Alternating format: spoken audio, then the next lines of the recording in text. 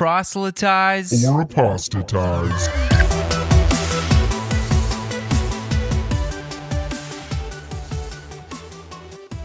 All right, what's up, everyone? We're back with another episode of Proselytize or Apostatize. Joining us on the Skype line is David Russell. What's up, David? Hey, what's up, buddy? Anything cool happen in your life recently? Just work, bro. Boring? I had to drive in that ice this morning. Traffic was okay though. Last week I got drenched. So again, I'm thankful for dry feet. You have an exciting life, man. I do. I tell you. And also joining us, our guest, Virginia St. Clair. Hey, thanks for joining us, Virginia. Thank you guys for having me. I really appreciate it. Yeah, why don't you tell us a little bit about yourself, where you're from, what you do? Okay, well, my name is obviously Virginia, and I am from Virginia. All right. I am a teacher. I teach middle school Spanish in Central Virginia. And I'm also a waitress about 5 days a week, too, because teaching is not the most lucrative career. So, yeah, that's pretty much what I do. I teach grades 5, 6, and 7. So my middle school is a little bit different than all the rest of the middle schools in the area. Nice. Yeah, so on this show, we talk a lot about religion. We talk some about theology and a little bit about politics. So this conversation will be kind of a mixture of all three of those topics. It's somewhat political. We're going to be talking about abortion. Just a little topic. And I'm sure no one ever has gotten high blood pressure when discussing this. So this will be pretty chill, I'm sure. But as you guys know, we're recording this.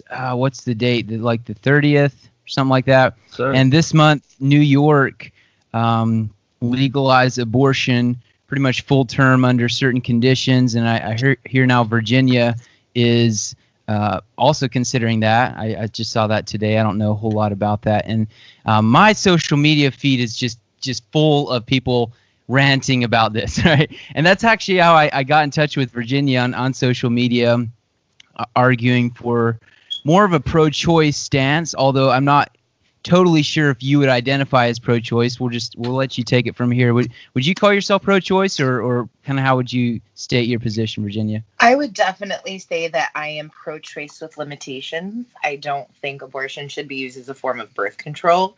It's wildly inappropriate, but I am pro-choice in terms of women's bodily autonomy and things like that.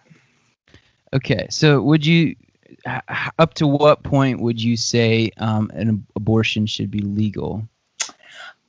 So in terms of, like, are you talking about like weeks wise or like certain situations? Sure.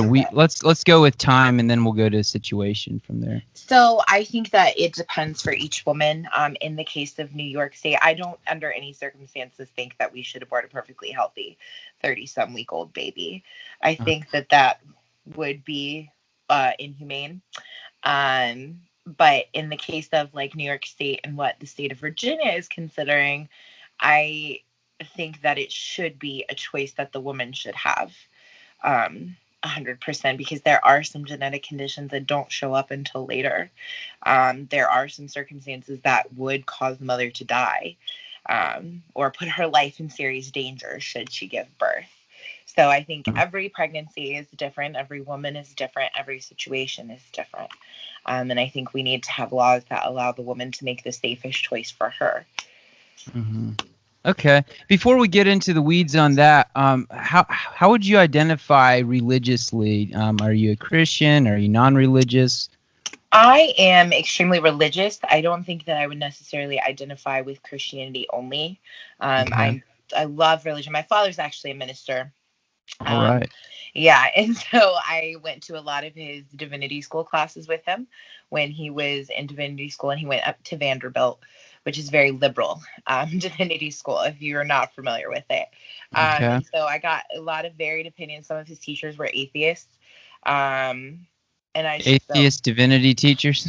Yeah, one was an ex-Catholic monk from Spain. It was a pretty interesting class. So I'm religious, but not necessarily with one religion, if that makes sense. Yeah. So when you say extremely religious, is that like activities, or beliefs? Like what does that look like for you? Or No, I doing certainly meditation and yoga, or like what? no, so I certainly believe in a God. I pray to a God every day. I go to church, but that's actually our message on Sunday was it. I go more for the community, Yeah. the Me too, atmosphere, actually. the fellowship, than the actual church. The whole church. I just go for the community feel of it because Uh-huh. I've spent a lot of time in Israel and I've seen the really downside of organized religion, and so and I've seen some people who identify as Christians being absolutely horrible to each other. So I've seen a lot of Really, downside. Christians make mistakes? No, they were horrible. Like, I felt like, in the 2,000 years of Christian history, we've been flawless. Like, No, the Crusades were great, right? No, but my dad is, like I said, he's a minister, and I've seen him being treated horribly by, people at the church, like just horribly, and they say they're doing it for God. And so I've had some negative experiences with organized religions, all of them, pretty much all major world religions. But I am very religious. I think the whole concept of religion is a fascinating thing. So yeah, cool. Yeah, I think what you articulated is actually pretty normal for a lot of young people. A lot of young people are disenchanted with organized religion, but they're definitely not unspiritual or unreligious for the most part. And honestly, I think politics has kind of become the new religion in a lot of ways. But anyways, anything you want to say here, David, before we get back into the questions about? She expressed a common view and stuff like that. I mean, I think my only question would be for you, Virginia, is where does life begin? I think I think it depends. Are we talking about it from a scientific point of view or a religious point of view? I think that depends on what lens we're speaking through. And it depends on really what you believe in. So what do you mean by lens? I mean, you're talking about what you believe in. I would think that there's a philosophical and scientific argument, at least in my view. So, I mean, venture it down it. Yeah, so I think that philosophy has been unable to definitively say this is when life begins. And I think science also has been unable to definitively say life begins at X amount of weeks after pregnancy. And I mean, Christianity varies as well on it too. There's some Christians who won't take the Plan B pill because they say that would be considered abortion. There's some who are for it. There's some people who won't take birth control. There's some, you know what I mean? So I think it depends. For me personally, I think it's when the child is developing brain activity and can function on its own. I just so you guys know, I am currently 27 weeks pregnant. So oh wow, congrats! Thank you. I was pregnant too. We're pregnant too, so congratulations. Yeah, very pertinent discussion. Yeah. You pregnant, David? No, I got teenagers. Okay. Bless you. So I think like for right now, like I can obviously I can feel him moving. So I would definitely consider that alive. But before, and I would personally, for me, when I see a heartbeat and an ultrasound, I'm like, okay, that's a baby. But that's for me. That's my belief. That's what I believe in. But I understand not everybody believes that way. So. All right. Yeah. So you're saying that a heartbeat, once the heartbeat is beating on its own, is it alive at that point? It depends. In every case. For my opinion, and I'm like obviously emotionally attached to my child. I think could be also, but at that point, there's also no brain activity. Really, there's no functioning part of the child at that point. And that's why you even have doctors that will say, I won't even see you until you're 10 weeks along. Because there's, you know what I mean? Nothing is very certain at that point in pregnancy. So, I mean, It just, like I said, it depends on it. It really is one of those things that depends. So are you saying for you, it could be a baby at 22 days, certainly, but for another woman, it might not be? Right. That's my view. Yeah. Okay. So let's just use that example and try to map it onto another scenario.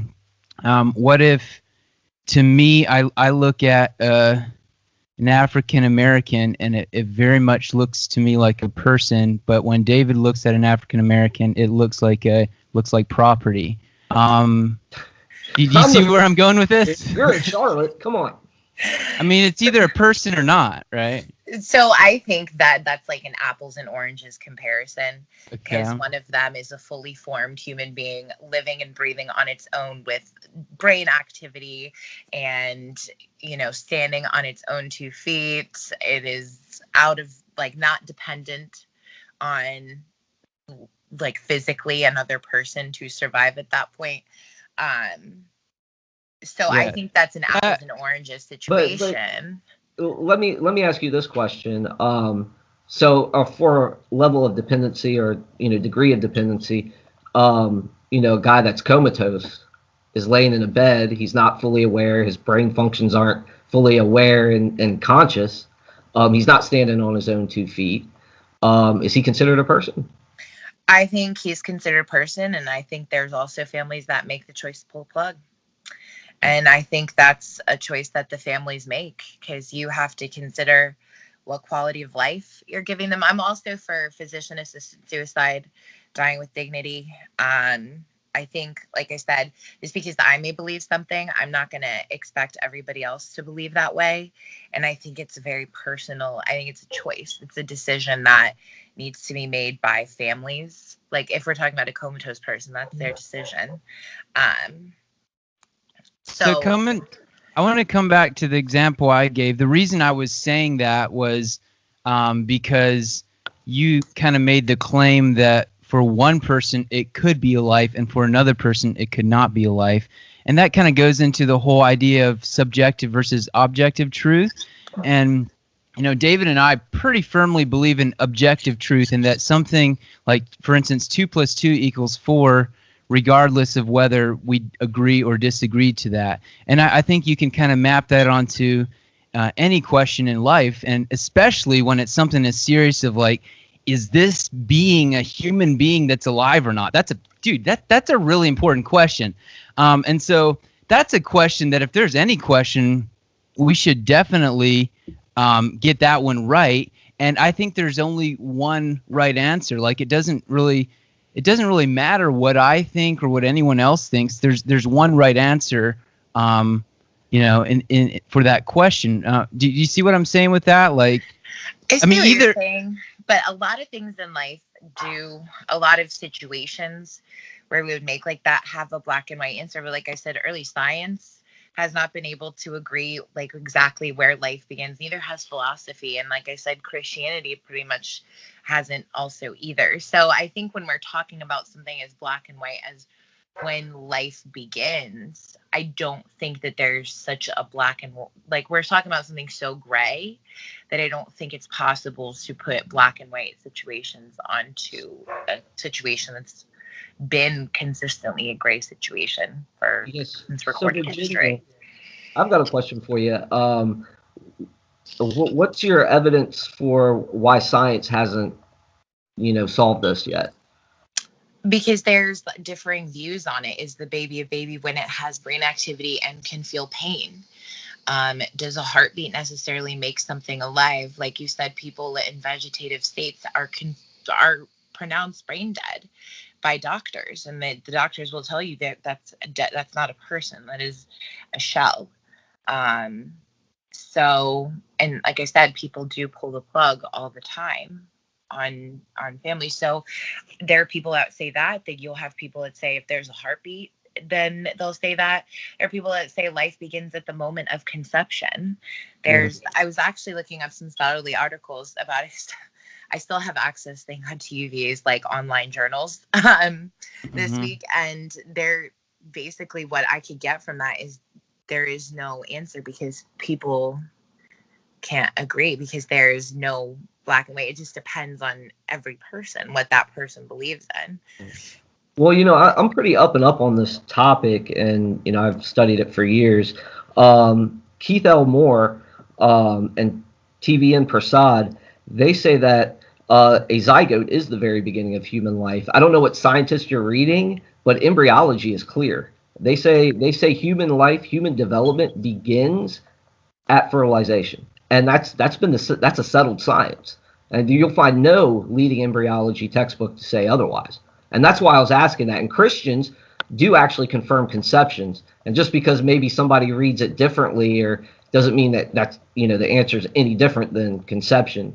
I mean, the Psalms make it clear that God knew us in the womb. He crafted us there, which is a beautiful psalm. And I'm sure you've read it. Yeah, I know that one. And that's what's happening with your baby right now. I mean, God's developing in the womb right now. Yeah, like I said, I'm just looking at it from a perspective of like what other people would, like I said, doctors do pronounce people brain dead. So are we saying that that's murdering a person if we pull them off the plug? I would say so. If they're able to breathe on their own and stuff like that. If they die of natural causes, that's different than intentionally killing somebody, that's what abortion does. It's intentional. And you have ectopic pregnancies which aren't intentional. You know what I mean? So what if this baby was what if this adult was brain dead, and you knew that 8 months later this adult would come out and be perfect again, or come out of his situation and be able to think clearly and operate fully again? Virginia, would you think it would be murder in that case? Or what do you think they should do in that case if they knew without a shadow of a doubt that 8 months later this adult was going to be perfectly okay? Without a shadow of doubt, then Yes. If I knew 100%, if I had a book in the future and I could read and say, this man will come out of his life, and not only will he come out, but will he have a good life? Will he have people who support him in his recovery? Will he have the resources he needs to get back into a full-blown life? Or will this man come out and be put on the streets and be homeless and have to fight every single day of his life? Well, so I'm saying? guessing your answer is yes, it would be murder in that case, right? Yeah. Is that where I you're think going? that legally, it would be murder. But what Yeah. I'm saying, What the case about of 90%? abortion, What about 90%? What if you're 90% sure? And I mean, if you're bringing in the homeless scenario, does that mean we should kill homeless people because they're not having a good life? No, I'm not saying that, but I'm saying the reason, if we're gonna go with this, I'm saying if you're 90% sure, there's a chance that maybe if he comes out of it or not, and he's just gonna be on a ventilator for the rest of his life and not be able to breathe. Like, do you want to, if he can still physically feel pain, or if he can't, is he brain dead? Is he going to be stuck in the bed for the rest of his life?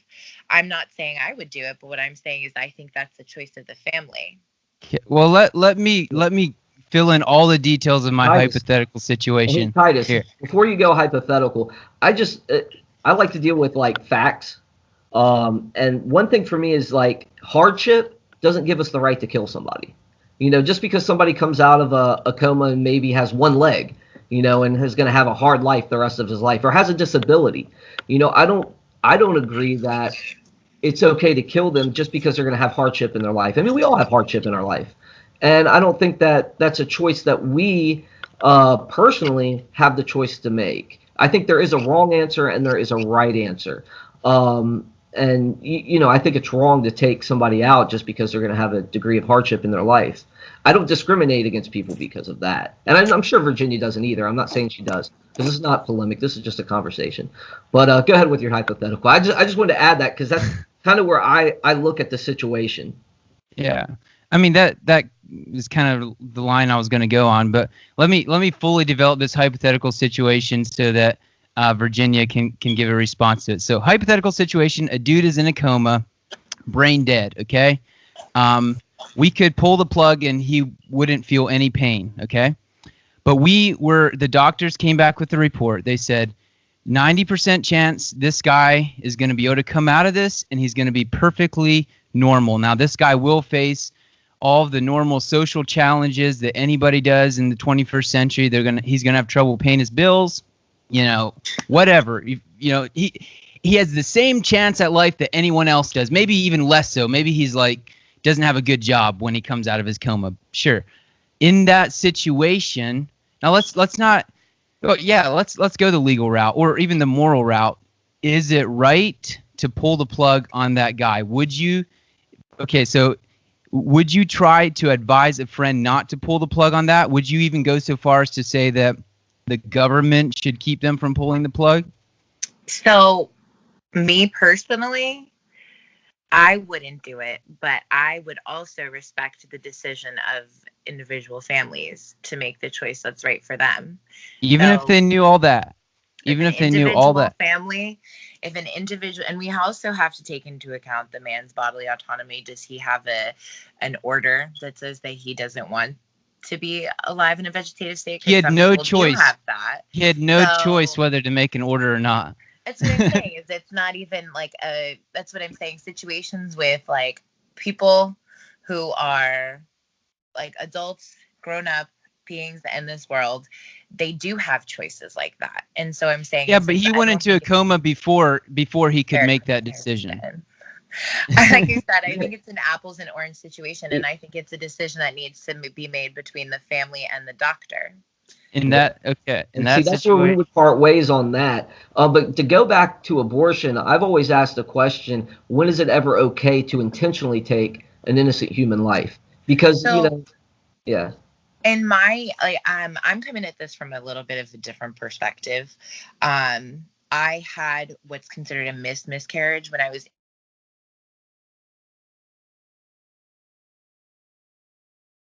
And I had to be considered abortion medically if I did not want to get induced into labor with my son, which was the only option, that or a C-section. It would have been considered an abortion. Yeah. Even though he was dead. I think the medical language is awful on this. And so I think that's a law that should change. That's illegal in the state. That's considered an abortion. I also met women who, if we're going to go into the late term thing, I met women who found that their baby had encephaly, so they'd be born without a brain, and were forced to carry this child who doesn't have a brain to term.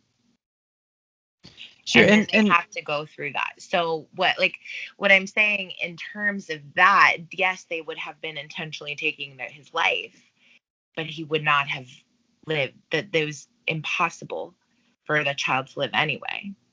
Yeah, and before when I was thinking about the fact that we were going to have this conversation, I kind of wanted to avoid the whole mother's life at risk, baby's life at risk thing, because to me that's sort of a red herring, because the vast number of abortions aren't in scenarios like that, and I don't want to be insensitive to situations where that is the case. I mean, this right now, this is two dudes talking to a girl about abortion. So I want to be sensitive about situations like that. I mean, I also want to say that like on Facebook, it was a bunch of girls arguing for the pro-life position. So it's not, I don't want, it's not just white dudes who are trying to hammer down on people here, of course. But I do want to be sensitive about those scenarios.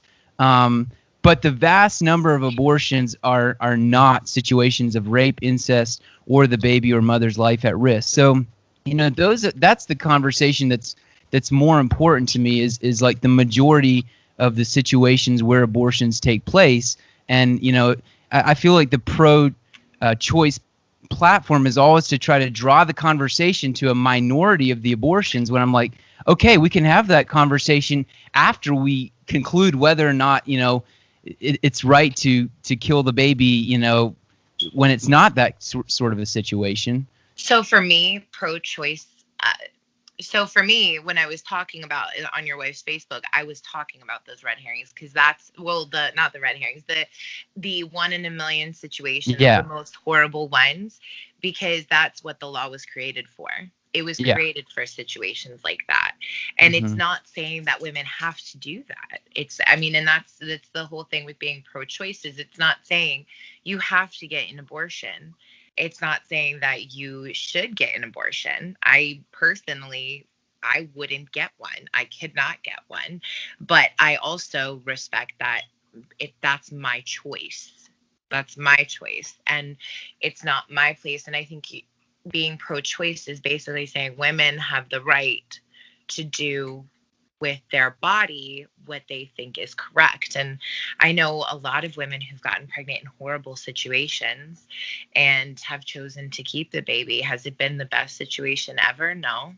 But they made the choice to keep that. And I also know women who've gotten pregnant when they were 17 years old and couldn't tell their parents and made the decision to do that. And I know that it wasn't easy for them, but they did make the decision to do that. And I respect their choice. And my whole thing with that is it may not necessarily be what I think is correct, but that's none of my business. Yeah, well, I mean, I guess that's where I come in a little bit different than you.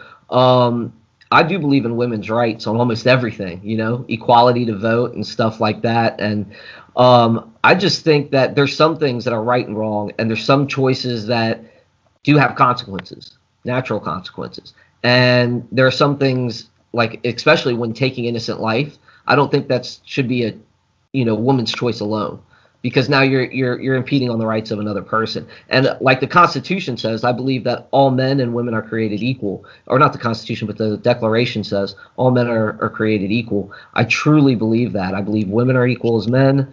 I'm a strong believer. But that's the ticket. What makes us equal? And that's our human nature. That's what makes us equal. So if science tells us that, the leading embryology tells us that life begins at the zygote, we don't stop developing at that point until we die. And I think you can use any argument for somebody outside the womb than you can with somebody inside the womb, which is, is to me, that's the crux of it. I don't think you can find a truly good argument. Of course, there's those 1 in a million where someone doesn't have a brain. Well, they're not going to breathe because the brain tells the lungs how to function, so the person's is dead. So, I mean, and that's a horrible thing. But again, that's not abortion, because the doctor's not intentionally taking the life. And that's where a lot of this is confused on, is that, there are doctors that know what they're doing. And the woman that's getting the abortion really doesn't know. And there's several stories where they take the sonogram that you're getting. They point it away from the mom so she doesn't see the beating heart, and stuff like that. I mean, this is what happens. We know that Planned Parenthood has actually done this. And, the science isn't just on the pro-life side. The pro-choicers, some of your scientists there, such as Peter Singer, which is a bio teacher, ethics teacher, he says it's murder. Former leader of Planned Parenthood said, let's just get it right. It's the murder of a life. He said some other pretty horrific things that I won't say, but I mean, they admit it too. Many of them do. So that's where I kind of fall. That's why I don't see a true justification for it, unless there's something like an ectopic pregnancy, those 1 in a millions, like you said, born without a brain or something like that. I don't think that natural miscarriages, of course, they're natural, but that doesn't give us the right to intentionally abort. You know what I mean? I think there's a big difference between intentionally aborting and doing something that's going to save someone's life. Because even in an ectopic pregnancy, where the egg latches onto the fallopian tube and not the uterus, the doctor has to make a choice. Do I save, or do I lose 2 patients, or do I lose 1? Well, in an ectopic pregnancy, the pregnancy isn't viable. There's no way for the child to survive. So I just want to put that out there. Absolutely. That's what I just said. Yeah, absolutely. Yeah. But what I'm saying is that, hold on, sorry, my sister called me like 4 times when you were saying all of that, and I kept denying it.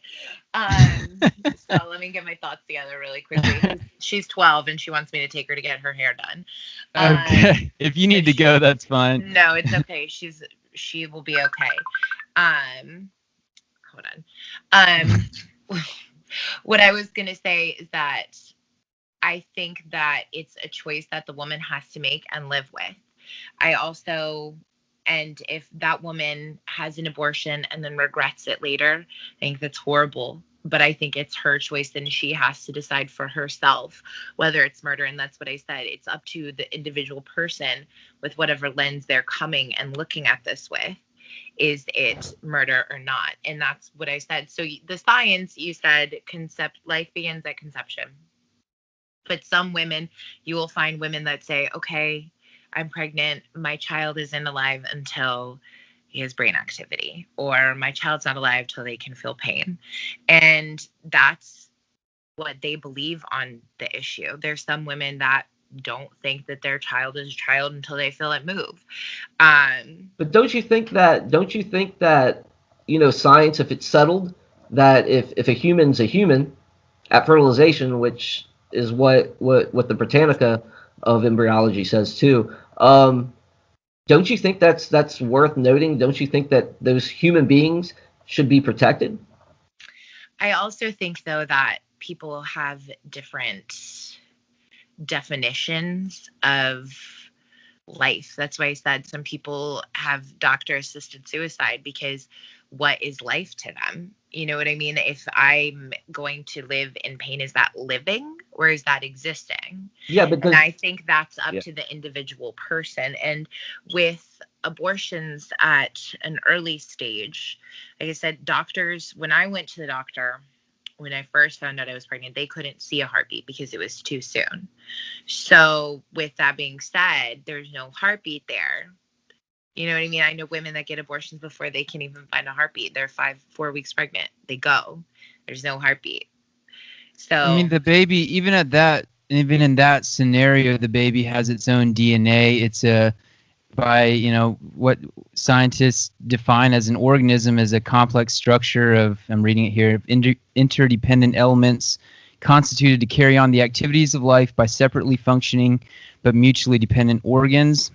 It fulfills the 4 criteria needed to establish biological life: metabolism, growth, reaction to stimuli, and reproduction. So, I mean, by the definitions that scientists use to describe an organism and to describe alive, it meets the criteria. And it's definitely a human. I mean, it's not an alien in there. It kind of looks like an alien. I was going to say, it feels like an alien, too. But, and that's a great point. I think that's where it comes down to. What is it a life? And I think it is a life. And if we're going to be equal across the board, if we're going to say that all humans are human and we have rights based on being human, it doesn't matter what we believe. If we start going down that subjective path, all things are open to that. So, I mean, what's to stop a government or a group of people, committing a genocide, I mean, what's to stop that? So we have to have laws, and those laws have to be based on an objective fact. And the fact is that life does begin there. And if they're human, and if we want equal rights for all people, we have to have equal life for those humans that are being developed in a very early stage of development. Even if late stage of development, they want to take their own life. I mean, that's kind of a bad thing. I mean, there's obviously something else going on there, and that should be explored as well. But you're talking about the most innocent among us, the ones that don't have the ability to make a choice yet, and they're just getting snuffed out before they even get a chance to say, yeah, I want to die, for example. But, that's what it comes down. If we want equal rights for everybody, if women have rights, then so should the unborn. Like I said, I see where you're coming from. Abortion is not something I could ever do for myself. I was 20 years old and in college the first time I got pregnant. Not an ideal situation. I know girls, same situation as me, got abortions. I chose not to. Because mine didn't end well at all. But like I said, I think it's a choice that every woman I think it's a choice that every woman should be able to make. And if we take it away, we're not going to stop abortion. Abortions have been happening since the beginning of time. I'm not saying that they're right. If we take it away, all we're doing is taking away safe access to abortion, and we're going to force women to go back to drinking tea concoctions or getting driven to the middle of sketchy fields and doing that. Because the point is, if a woman wants to get rid of a child, she will always find a way to. And I think that's part of Roe versus Wade, is giving the woman saying, hey, if you're going to make this horrible, impossible choice, then we're going to let you do that without endangering your own life too. Well, we're going to take the chances down of you dying by doing it. Not entirely, but we're going to decrease the chances. Virginia, don't you think, though, that if she's going to back alleys and she's going out of her way to get rid of another human being, don't you think that there's something that should be explored there? Like maybe there's something wrong with the psyche or something like that, or just because it doesn't stop doesn't mean that there shouldn't be laws to protect those that are developing, that are there, that are human. Yeah. What if I was right? What if I was really determined to kill David, and the government knew that on my way, if it was illegal for me to kill David, on my way over there, that I might have a car wreck, or that when I went into his house, he might shoot me first because he has a gun in his house. I don't have a gun. He does. So the government knew that I could be threatened. My life might be threatened, and it might be unsafe and unsanitary for me to kill David unless it was legal. And the government's like, dude, he's going to try to kill David anyways. Let's make it legal. Let's make it safe. Let's make it rare. It doesn't work. And that's the thing I'm saying. Like if you're let me try to help you make a pro-choice argument. If you're going to make a pro-choice argument, the only ground you stand on is to say this is not a person, and this is not alive. This is simply a clump of cells, which people don't use that terminology anymore. But that's the only ground you have to stand on, because in any other situation, it's never right to kill a human being, right? So you have to, first of all, objectively prove that this is not a living person. Otherwise, none of those other arguments stand. Like I hear this sort of terminology all the time, and it kind of drives me crazy. Like a woman has the right to do what she wants with her own body. I agree. Every pro-life person agrees with that. What we're saying is this organism inside a woman's body has its own DNA.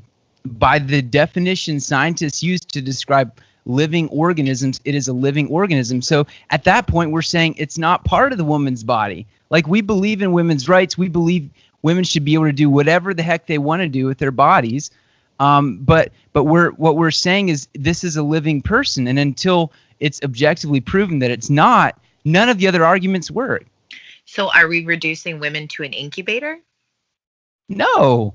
But that's what you're saying. So basically, when a woman becomes pregnant, it's just not the woman's body anymore, and she is a vehicle to carry the child for 9 months. No, absolutely. She does have to go through 9 months of pregnancy, absolutely. But going through a little bit of hardship in the absence of killing somebody's life or taking their entire life, I mean, you're wiping them completely out. I think it's justified to say, okay, you're going to have to go through this 9 months because of a choice you made. Because, I'm not talking about there's 1 in a million situations, right? But you made this choice, and you're going to have to suffer for 9 months to not make somebody suffer and not even have a life. And then you have women that do suffer for the 9 months because they either aren't able to afford an abortion or think that it's wrong, and they come out, the child is born, the child is put into foster care because the mother's not able to take care of it. Mm-hmm. And then the child, I've had children in foster come up and tell me, I wish I'd never been born. And did you tell them to kill themselves at that point? No, I told them. Why? I told them, I said, kids having a sucky life. No. I've said, I always tell them, I love you. Somebody loves you. Your life has a purpose. Your life has meaning. The child is out at that point. But when I'm saying, how many children are in foster care? But Virginia, just because someone's going to have hardship and they're going to have a hard life doesn't give us the right to kill them. A lot of times. No, I'm saying that, but the mother is going through this. The mother is not able, the mother made a choice to not have an abortion. Yeah. Then you're saying that she does not have the right to do that because she now has another being inside of her, Okay. is basically saying she's an incubator. No, it's really not. It's saying that, the other person that's inside of her does have rights too, and we have to protect the rights of every human being equally, because as humans that share that common nature, as our declaration states, we have those rights that are intrinsically given to us, and that they should be protected at all costs. I think a mother. And that's brave of you. I really commend you on telling those kids that they're loved and that they have purpose. That's amazing. And that's what we should do. We should honor the people that went through that sacrificed those 9 months. They're heroes to me. Especially in the site where you see parents that say, "Hey, I will adopt your child because we can't have children." I have a friend that's been trying for a long time to do this, and they're having issues. But just because there's hardship involved, just because there's other things going on in their life, I don't think we can make a law to say, hey, because in honesty, what if she has the kid and it's a toddler? I mean, we've already established that they're both human beings. So what's to stop her from taking the toddler out? Yeah, the toddler's going to be very hard for her to take care of too. Because honestly, the slippery slope goes down what Peter Singer says. It goes down the slippery slope. I mean, he says we should be able to do infanticide if the parents want to. He says we should be able to, because why? They don't have cognizance yet until 30 days after. Well, they don't have desires or beliefs and judgments until a year after. So that's okay too. And that's what it keeps going down to. So I think that, for me, I believe that all people are created equal. I believe that we're all equal. And I think that the unborn have just as much rights as the born and the people and adults, because there's not much difference. We gotta wrap things up here, but I want to let Virginia respond. Yeah. First off, I do want to say, David, I feel sorry for you. You've been put in like the most horrible situation. You've been killed by Titus tonight. You've been, I know, viewing black people as enslaved tonight. I mean, dude, sorry, man. Yeah, no kidding. No, I see what you're talking about when you say it is a slippery slope. And I think that being pro-choice and pro-abortion are two different things. And I do agree when people say, oh, we need to allow abortion in cases of rape and incest. Those are the very few and far between cases. I completely understand that. I think what I'm arguing, and I'm not going to get into where life begins. Like I said, I think it's the choice of every woman, because like I said, a woman is not just a vehicle for her child for 9 months. She is ultimately making the right decision for her as a mother and for the child if she decides to not get an abortion. And so I think it is not my place to tell another woman what she is able to do with her body. Just because she's pregnant, it doesn't make her not, it doesn't just make her a slave to what the child wants. I wish it did, because then I wouldn't have to go to work for 15 hours a day.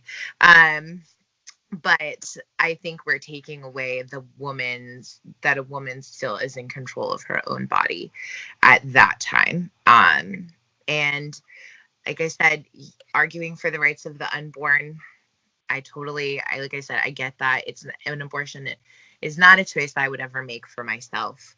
And I don't think I will ever regret not having an abortion ever. In either case, I don't regret it. But like I said, there are some women who have had abortions that said it is the right choice for me. It is 100% the right choice for me. And that's something I said, everybody has to make the decision, and they have to live with it, and they have to be able to come to terms with it and whatever God they believe in. So, which may not be the same God that you or I recognize. And they may not believe the same things that you and I recognize or believe. And so I think ultimately it's a very private choice between a woman and her medical provider. And I don't think that it's something, and like I said, if we take it away, we're taking away access to clean and safer abortions. They're not 100% safe, 100% in any way. but women have been having abortions since ancient Rome. I mean, you can find recipes that women have shared for tea, and there's all sorts of ways. And so, like I said, if we take abortion away, we're not going to end it. It's going to happen. It just will not be the safe, supported situation for women that it is now. So, like I said, it's what the woman can live with. Yeah. And that's what it comes down to. Well, hey, look, Virginia, thanks a lot for joining us.